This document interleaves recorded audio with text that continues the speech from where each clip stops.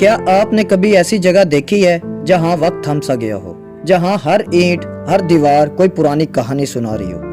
आइए आज आपको ले चलते हैं रजोवा सदात चिन्योट के एक गोशे में, जहां वाक़ है गुलाम अली वालेवाला का कदीम मकबरा।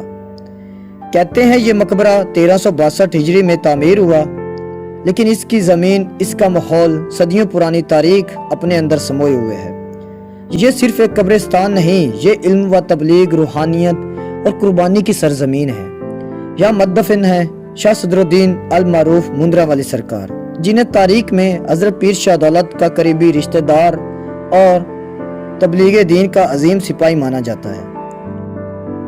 उनके साथ साथ मुगलिया दौर की नायाब फ़न तामीर के निशानात भी महफूज हैं। मुल्तान के कारीगरों की मेहनत से बना खूबसूरत फ्रेस्को आर्ट आज भी खामोशी से सब कुछ कह रहा है। ये मकबरा ना सिर्फ रूहानी विरसा है, बल्कि ये हमारे गांव की पहचान है जो वक्त की धूल में छुप गया है, लेकिन नज़र उनको ही आता है जो दिल से देखे। इसलिए मैंने ये कहानी चुनी ताकि हम सब अपनी तारीख, अपनी जड़ों को फिर से पहचानें, क्योंकि मेरे गांव की अनकही कहानियाँ